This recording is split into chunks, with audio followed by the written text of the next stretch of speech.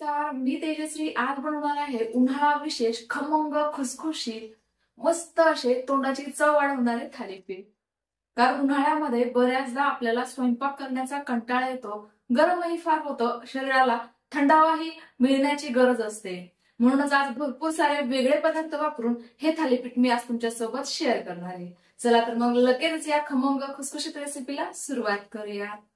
थालीपीठांसोबत खाण्याकरिता आपण एक चटकदार चटपटीत चटणीही बनवतोय। त्याकरिता 7 ते 8 काश्मीरी लाल मिरच्या घेतलेल्या आहेत।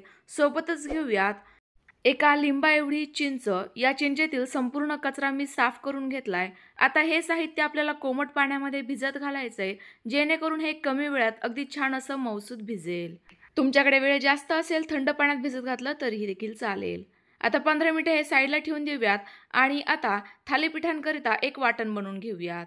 त्याकरिता मी या ठिकाणी घेतलेला आहे 1 वाटी डाळवं, जे फुटाण्याच्या डाळ्या असतात ना त्या। तुम्ही या ठिकाणी फुटाण्यांचाही वापर करू शकता।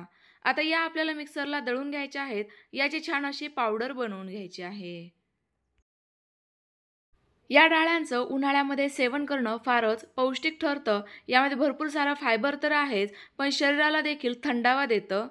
तुम्ही जर वजन कमी करत असाल तर याचं सेवन आवर्जून करावं।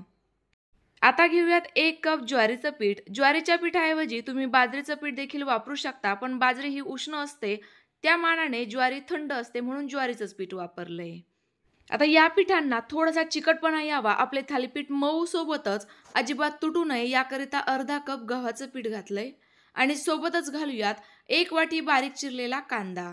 कांदा देखील शरीरासाठी थंडावा निर्माण करतो, म्हणून आवर्जून वापरा।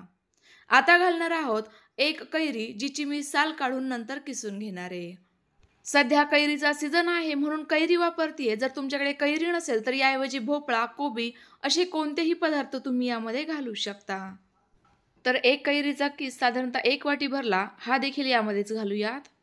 आता एक छोटंसं वाटण बनवून घेऊयात। तिखटच्या प्रमाणानुसार किंवा 5 ते 6 हिरव्या मिरच्या, 10 ते 15 लसूण पाकळ्या, 1 चमचा जिरे, 1 चमचा धणे, 1 चमचा कच्ची बडीशोप, चवीनुसार मीठ यांचं पाणी न टाकता थोडंसं जाडसर वाटण बनवून घेतलंय। सोबतच घालणार आहोत बारीक चिरलेली हिरवी कोथिंबीर, बडीशोप, धणे हे देखील शरीराला थंडावा देणारेच आहेत। सोबतच घालूयात पाव चमचा हळद आणि 2 चिमूट हिंग।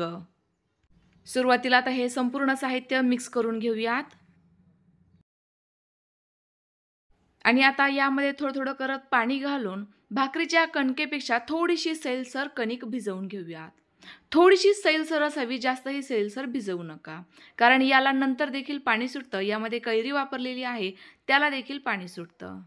आपण जे फुटाण्याचं डाळवं वापरत आहे ना, त्यापासून सत्तूचं पीठ बनवलं जातं आणि भरपूर जण या सत्तूच्या पिठापासून बनवलेलं सरबत देखील उन्हाळ्यामध्ये पितात, कारण ते शरीराला थंडावा देतं।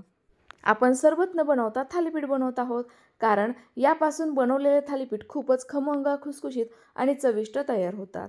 तर बघा, आपलं छान असं थोडंसं सैलसर कणिक भिजवून झालेलं आहे। बघा, इतकं हे सॉफ्ट आहे, यापेक्षा जास्तही सॉफ्ट किंवा पातळ नसावं। आता आपण लगेचच थालीपीठ बनवायला घेऊ, कारण हे जर कणिक जास्त वेळ ठेवलं तर याला पाणी सुटू शकतं।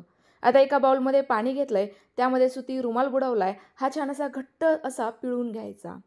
आता हा पोळपाटावर व्यवस्थित अंथरते आणि याला थालीपीठ चिकटू नये याकरिता थोडासा पाण्याचा शिपका मारते। लगेचच थालीपीठ बनवायला घेऊ। आता हे थालीपीठ तुम्हाला कितक्या आकारांचे बनवायचे ना, त्यानुसार तुम्ही पिठाचा प्रमाण घेऊ शकता। जास्त मोठे बनवायचे असेल तर जास्त पीठ घ्या, छोटे बनवायचे असेल तर कमी पीठ घ्या। आता मी साधारणतः चपातीच्या कणके एवढा गोळा घेतलाय। आता पुढच्या बोटांच्या मदतीने हे पीठ छान असं पसरवून घेते गोल आकारामध्ये। तर बघा, या पद्धतीने जास्त पातळही नाही आणि जास्त जाडही नाही, मध्यम साईजचं आपलं थालीपीठ मी थापून घेतलंय। आता याला 5 ते 6 होल पाडून घेऊयात, जेणेकरून हे छान असं आतपर्यंत शिजलंही जाईल आणि यामधून तेलही टाकता येईल। डेकोरेशन करिता अगदी थोडेसे पांढरे तीळ टाकले। आता हे आपल्याला रुमालासह उचलायचंय आणि अशा पद्धतीने हळूवार तव्यावर टाकायचं। त्या अगोदर मी तव्याला थोडंसं तेल लावून घेते। आता हळूवार हे थालीपीठ टाकूयात आणि अलगद वरचा रुमाल काढून घेऊयात। आता याला जे होल पाडलेले होते ना, त्यामधून थोडंसं तेल टाकायचे, म्हणजे हे खालच्या साईडने व्यवस्थित असं भाजलं जाईल। आता गॅसची फ्लेम कमी केलेली आहे, झाकण ठेवते आणि 2 मिनिटे वाफ काढून घेते। आता झाकण खोलून बघूयात. बघा अगदी मस्त अशी वाफ धरली गेली होती, म्हणजे हे आतपर्यंत छान असं व्यवस्थित शिजलं गेलं असेल. पलटवून दुसऱ्या साईडने देखील सेम पद्धतीने भाजून घेऊयात. आता मला थालीपीठांवर थोडंसं तेल एक्स्ट्राच आवडतं, म्हणून मी तेल थोडंसं एक्स्ट्राच वापरलं आहे. तुम्हाला जर कमी वापरायचं असेल तसं देखील तुम्ही करू शकता, तुम्ही जर डाएटवर असाल तर. पण तेल जास्त वापरलं की थालीपीठ हे खमंग आणि खुसखुशीत तयार होतात. भाजून घेतलेलं थालीपीठ अशा पद्धतीने टोपल्यात टाकायचं आहे, म्हणजे ते नरम पडणार नाही, छान असं खुसखुशीत राहील. सेम पद्धतीने उरलेले देखील थालीपीठ बनवून घेते. तर बघा साधारणतः मी सांगितलेल्या प्रमाणामध्ये 7 ते 8 थालीपीठ तयार होतात. अतिशय पौष्टिक, दमदार असल्यामुळे तुम्ही हे सकाळच्या नाश्त्याकरिता किंवा रात्रीच्या जेवणामध्ये आवर्जून बनवू शकता. हे दुसरं देखील थालीपीठ सेम पद्धतीने आपण तव्यावर टाकून खमंग भाजून घेऊयात.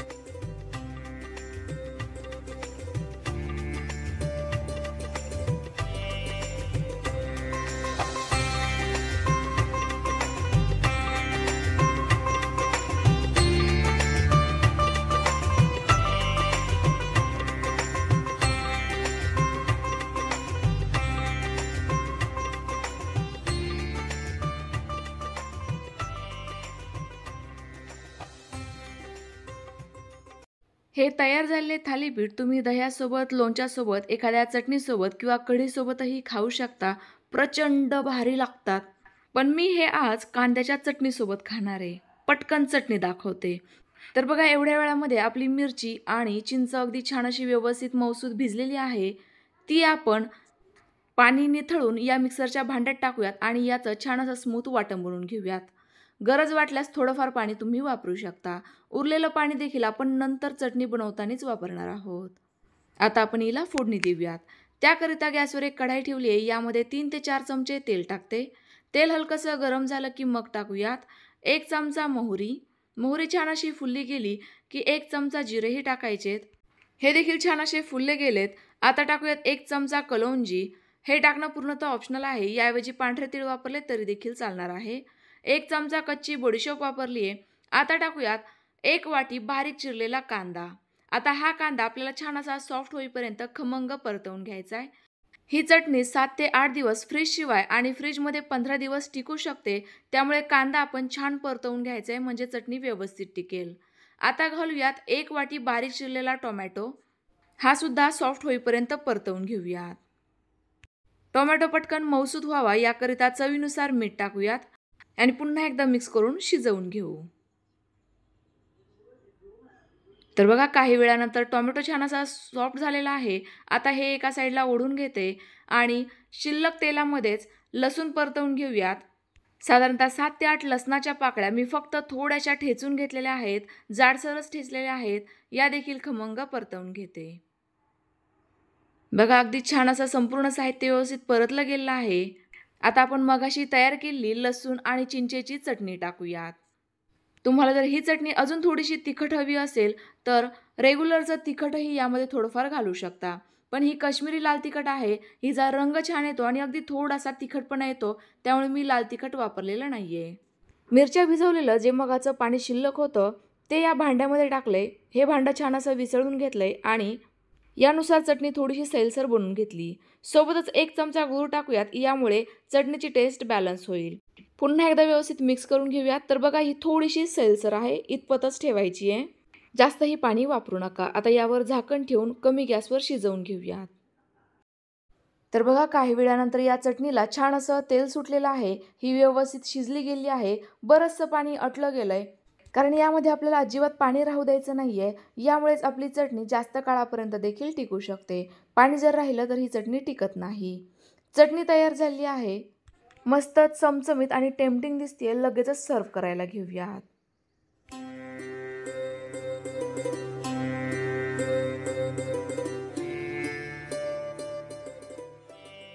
तर बघा रात्रीच्या जेवणाकरिता, सकाळच्या नाश्त्याकरिता अगदी फक्कड बेत तयार होतो.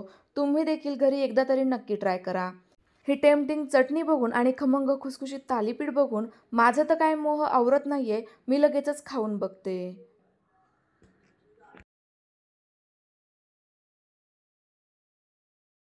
खूपच चविष्ट झालेले आहेत. अगदी म्हणतात ना ते तोंडात जाताच विरघळणारे अगदी त्याच पद्धतीचे झाले आहेत, कारण आपण यामध्ये डाळवं वापरलेलं होतं. डाळवं हे शरीराला थंडावाही देतं, पौष्टिकही आहे आणि त्यामुळेच हे थालीपीठ खूप छान असे खुसखुशीत देखील झालेले आहे. तुम्हाला आजची ही रेसिपी कशी वाटली कमेंट्स करून नक्की कळवा. रेसिपी आवडली असल्यास लाईक करा, जास्तीत जास्त शेअर करा आणि अशाच नवनवीन रेसिपीज बघण्याकरिता चॅनलला नक्की सबस्क्राईब करा. आणि यानंतर तुम्हाला कोणते व्हिडिओज बघायला आवडतील, कोणत्या रेसिपीज बघायला आवडतील हे देखील कमेंट्स करून नक्की कळवा. पुन्हा भेटूयात तुमच्याच आवडत्या छानशा रेसिपी सोबत. तोपर्यंत बाय बाय.